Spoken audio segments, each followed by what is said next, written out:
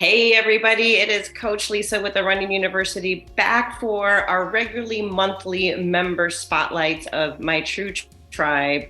I just have so many amazing women in our group and I just love that they volunteer. Michelle has volunteered to chat with me today and I really appreciate her taking her time. So without further ado, I would like to introduce you to Michelle Montero. And if you could just tell us how did you originally meet me? And Yes. when, if you remember when that was. Yes, I actually do remember specifically.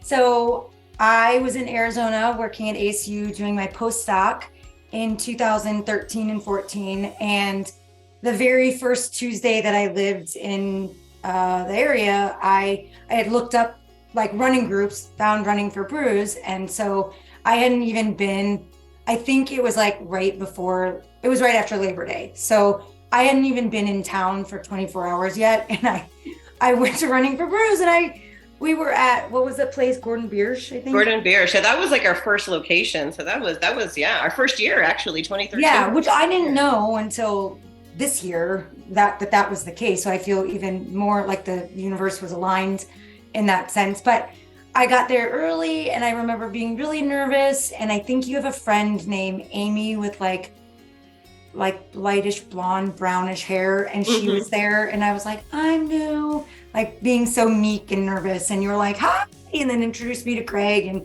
And so, yeah, I started doing that and I did that for probably inconsistently, but during that year. And then I was only there for a year, but my family bought a place after that. So I've been coming back to Arizona ever since. And I guess it'll be 2 years, maybe in the fall when you did the free trial. And I've been following you on. So you and I hadn't really had any contact outside of just like following you on social media. But I saw that you had posted that on social media. And so I reached out and was like, can I join even though I live in Chicago? And you said, of course. Yeah. So that That is so fun to think about that. Because 2013 was the first year we did running for Brews, because this would technically be our 10-year anniversary. We missed at least 1 year with COVID, but we're going to roll with it. And I actually missed the anniversary. It was the first Tuesday of this month. My dad turned 80 and it was Lori's birthday. Like I completely spaced. So we're celebrating Tuesday. But anyway, it's funny that you say that because you moved and then we lost contact, right? However, it was on social media. And I think I did. It was a free trial in the TRU tribe. I just posted it out on social media, which I very rarely do. Because even to this day, even though I'm starting to slowly branch out and invite more women into our group, I'm very protective of the energy and the quality of people in our group. And that's very important to me. So, working on that piece of it. But if you are listening to this and you think that we fit your, send me an email, at least at the Running University. I know I'm saying this early. I usually say this later in the call, but since it came up and, I'm happy to give you a free trial so you can check it out because you don't have to be local, right? Because you live in Chicago. Yep. Yeah. Yep. So tell me how, because you joined the tribe a couple of years ago. Well, actually, one of the first things I asked you to do, because I found out, or I didn't know if I knew exactly that you were, a sports psychologist. Is that the right term? Yep. Okay. And I asked you to do, because we have guest speakers in the tribe, always a woman, and it's always something wellness related. It doesn't have to be about running at all, but mindset is obviously a great thing. And what was the topic? What did you talk about? I can't remember now. We talked about, I don't remember the specific name. Imposter syndrome was one of them. But it was like imposter syndrome and kind of like challenging sort of like those, I don't know, like the darker self-defeating thoughts that we have and kind of exploring different ways that you can challenge those and sort of like reshape how you're speaking to yourself. Right. And I remember, even for myself as a running coach, my background is all running. And I remember when you did join the tribe and, I started working with you on your training plan. I remember myself having some imposter syndrome, like, you had some mindset stuff that you had to work through, right? And I'm like, who am I to be helping out the sports psychologist? Yep, I'm human too. I don't have it together. Right, exactly. All of us. Same thing with me, right? Like I don't have a running coach. I have different coaches that help me out. So, So, but you have come back. So one of the things that I just love about our community, and this is what really impressed me, is so you aren't local, but you were coming back for the Mesa Marathon. You were supposed to run the marathon. We'll get to that in a second. But we had one of our tribe members who was running her first half marathon. Yeah. You want to share a little bit about how that was for you? Yeah, that was awesome. Okay, say that again. End of February? Yeah, it was February, but I know Joanne. Yeah. I was like, wait, which person? Because you never met her in person. You only met her online in the community. And so, right, like I was coming back. I come back fairly regularly, and I'm trying to do that even more so now. But like, had planned to run the full, then pulled down and was going to do the half. And I knew that Joanne was doing it, and I think you had told me like, there were other races going on. You were going to be at the half supporting Joanne. And I was like, of course I want to come and support that. Like, one, it gets quality time with you, not being able to see you as often as other folks do. And just to support, like, you only have your first once. Oh, it gives me chills like, thinking about it. And I think her son was doing it too. And so I was like, being far away, like the only way I can engage really is like on the online platform, which is fine, but it's like, you're not really connecting in that way. So I had a friend with me, she's not a runner, but came, and it was like so awesome. And I feel like I cried when she was finishing, and they didn't know what she looked like, but he told me what she would look like and what she was wearing. And, it was like really exciting. And that's who I am at a core, and love doing that for other people, and love when other people are embracing myself too. So yeah, I mean, that just gave me goosebumps, because again, you didn't know her at all, and just the fact that how that feels, it was just so awesome. Again, and this is like the level of women that we have in the TRU Tribe. I always say I built the tribe, but I always say it takes a village. Like, we're truly just an amazing community of women, which I really appreciate. Now, so you were supposed to do that marathon. And so do you want to tell us what happened? Just because these are real life stories that happen to people. I mean, they really are. And every time I tell the story, people are like, am I allowed to swear? Sure. They're like, what the fuck? And I'm like, exactly, what the fuck? But no, I was actually training. It was January 20th, and I was doing my weekly long run. And I am now very cognizant of what I'm bringing to the universe, because I was only a mile and a half in, and I said, I really want to do this today out loud to myself. But it was like Chicago, gray, cold, like wet. I just didn't want to be wet for 2 hours. And a mile later, I got run over by a motorcycle. So that really took care of that for me. I've not run since. So long story short, I tore my Lisfranc ligament in my left foot. And since then, I have had a surgery. I will have maybe another, hopefully there won't be 3.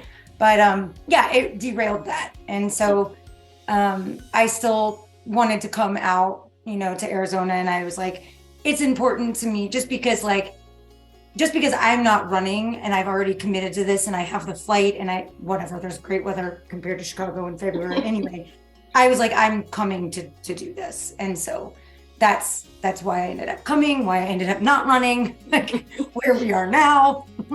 And how would you say, there's obviously a lot of things that happen through an injury mentally as well. Like, how did being a member of the tribe help you get through that, since you weren't there in person? Yeah, no, I think that's a huge, I might cry thinking about that. Like, I feel like I'm a pretty positive person, and really find I find a way through everything. I'm pretty scrappy.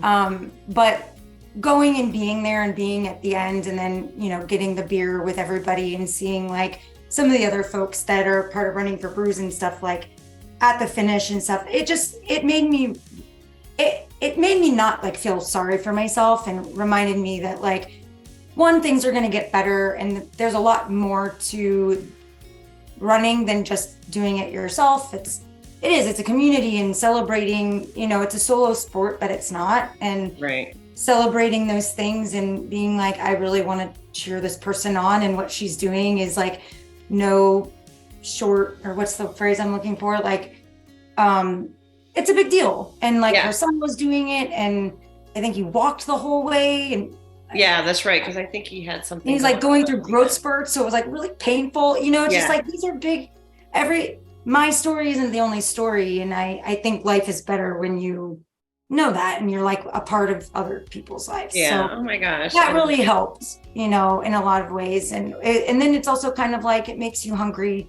for your own return in some ways. Right. Yeah, that's awesome. I love that. I'm just reading the member spotlight we did on you. And this was, well, first of all, before I say that, because I'm reading the member spotlight and it said, how old are you? And you said you were going to be 42 in 2 weeks or something. So because my tagline is I say I help women over 50 find the joy in walking and running for the rest of their lives. And clearly, you know, that's just kind of a number I throw out there. I'm 53. Most of the ladies are, but you are not. You're a little younger than that. But you answered, I asked a question in the member spotlight that said, what would you do differently knowing what you know now? And you said, treated my body differently, given more gratitude towards it. Mm-hmm. So I want to just say, you kind of addressed it a little bit there because you are a very positive person, which is one of the reasons I love you. But so because, you know, I think when we're younger, we have a whole different and like how would I have treated it but better? Is that what you're asking? Yeah. I don't know. I mean, I'm no different than any other, I guess, human that exists in our society. And then, you know, just am a woman, and I think there's a lot of pressure and a lot of focus on body and what it should be or what it's supposed to do, or you know. And so when I've been running since I was 13, but like it started out very much like I was bored. Like, I don't know how many 8th graders just go out and are like, I'm bored. I think I'm going to see what I can do.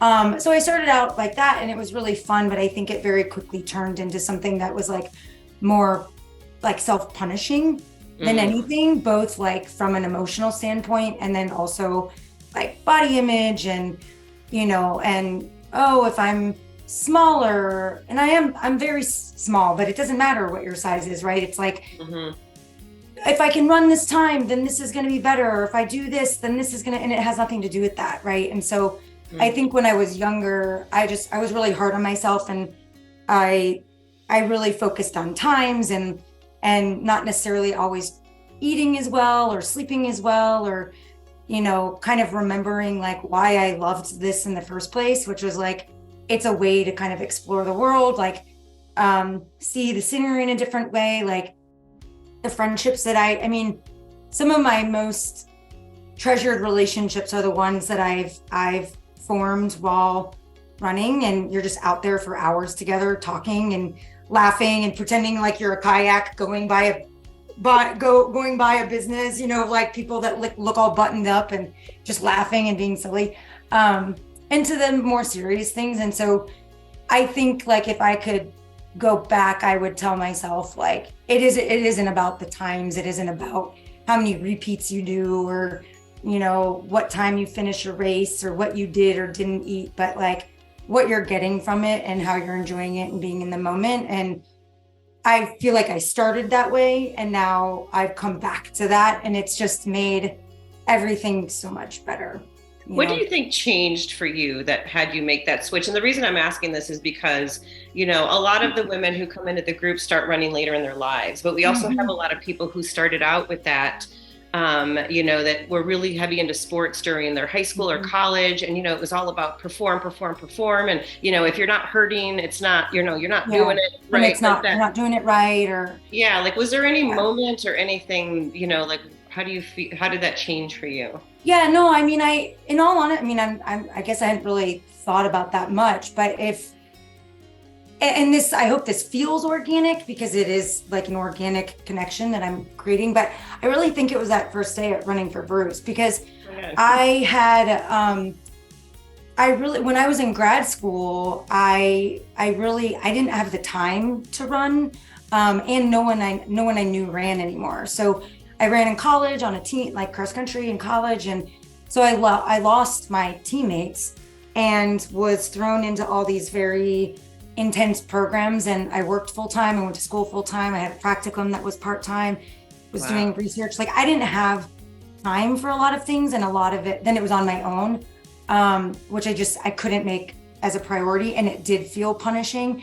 So I kind of lost track of running until I got back to Arizona, and I looked up the year before I was in Delaware for a year, and I could have run, but I didn't. And I also didn't really make any connections. I'm a very social person.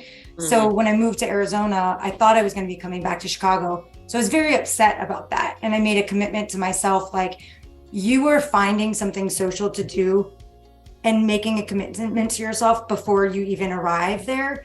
So like I said, I went to running for Brews not even 24 hours after I arrived.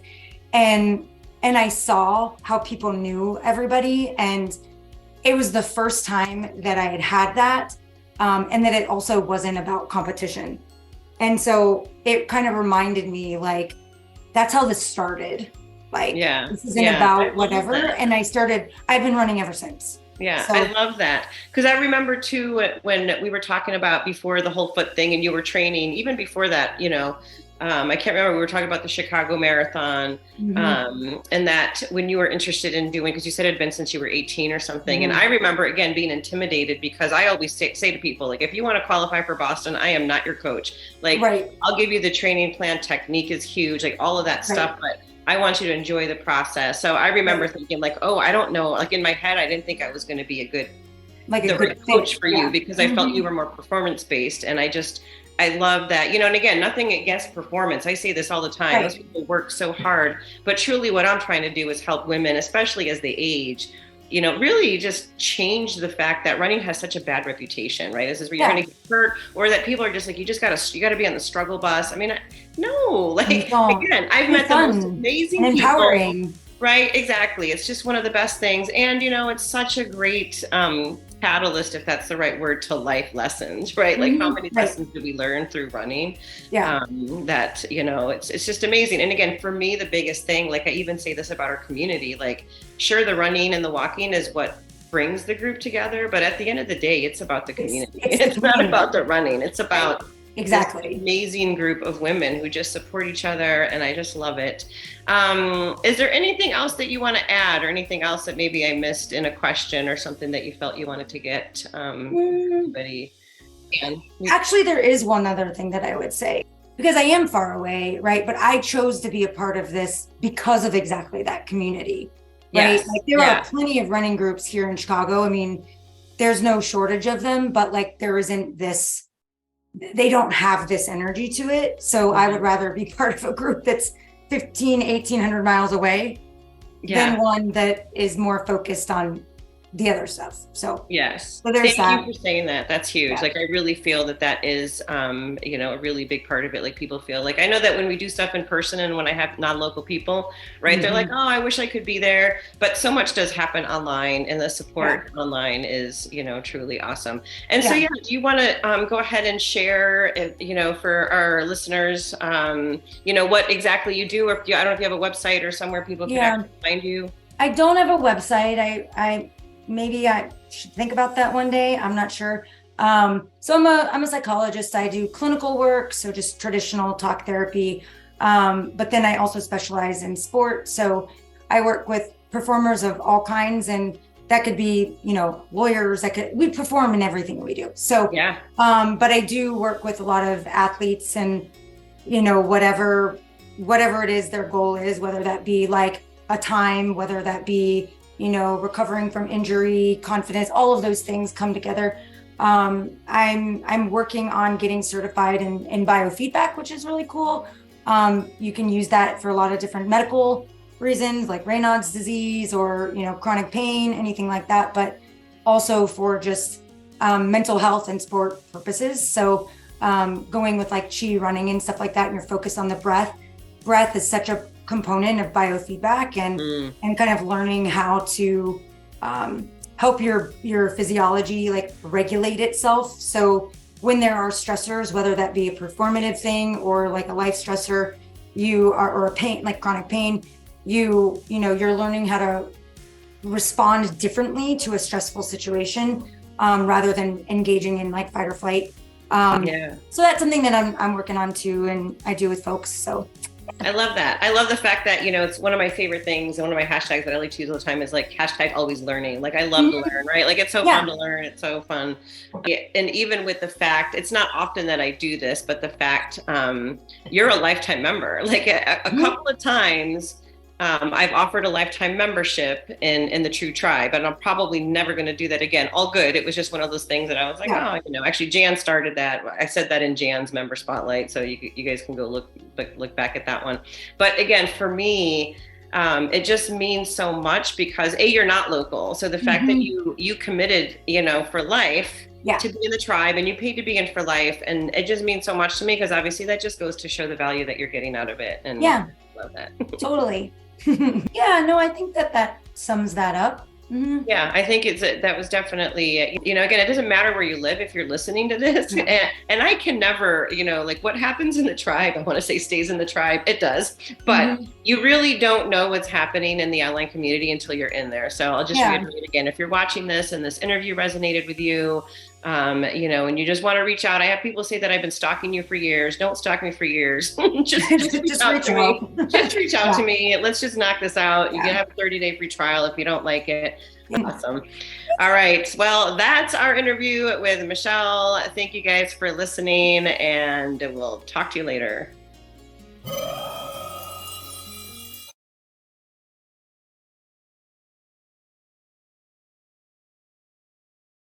And it's time for one of my favorite times of the week when I get to do my mystery medal. I also like to think about it more as like memory medals, I guess, because every time I get to go in here and pick one, it just brings back memories. And sometimes after I'm done with the video, I'm like, oh, I should have remembered to say that. So that's like one of the greatest things about this is that it actually does provide so many memories. And two are popping out here, but I'm going to grab one. 2018 finisher medal, mountain to fountain, 15K, 5K. So here is the medal. And again, this segment is not so much about the medal itself, but it's really about the memories that the medals provide for me. And I can't wait to get these displayed at some point. But this, the mountain to fountain race is a road race, and it's a 5K and a 15K. And it's a really fun point to point. So a point to point race is when you start somewhere and then you end somewhere else. So you either have to be bussed to the start or get to the start. Usually there's a bus, or it's the other way around. So this one, most of you know I love trail running, and this is a road race. But this one does start at McDowell Mountain in Phoenix, and it feels like you're running through the trail even though you're on the road. So it's one of the reasons I love it. It's mostly a downhill course, which is a lot of fun. And this race actually had become very popular with our Running for Brews group that actually we were just talking about. So Running for Brews, we just had our 10-year anniversary, and it's a running club that I've been the organizer of, since 2013. And we took a break during COVID, but a lot of races will let you have a team. And so the Running for Brews group, we used to have these huge teams. As a matter of fact, and I can't remember how many times and what years, but at least 3 years in a row, we won the biggest team. And when you win the biggest team, not only do you get the recognition, but you get the team's weight in beer. So there's always a beer sponsor for this event. And we would end up walking away with at least a 6-pack of beer each, which of course fit in really well with the Running for Brews club because, we run and then we enjoy having a beer after it. So this is such a great race. And honestly, I don't know what the future of this race is as of this recording. It's 2023. Unfortunately, with COVID, obviously it had to stop and there were some issues after it. So I don't know. I don't know what's going to happen with it. I did not do it the last time because they changed the date. So anyway, this race definitely brings back a lot of good memories for me. And again, one of the things I love about running is that sense of community that it provides, and our Running for Brews community. And again, we just had our 10-year anniversary. party last night for running for Brews, and this didn't even come up. So it's funny that this is coming up for me right now. So there you have it. Hey, make sure to subscribe to my channel so that you can hear more about my memories of my races, as well as get all those cool mindset and technique tips to help make running so much more fun.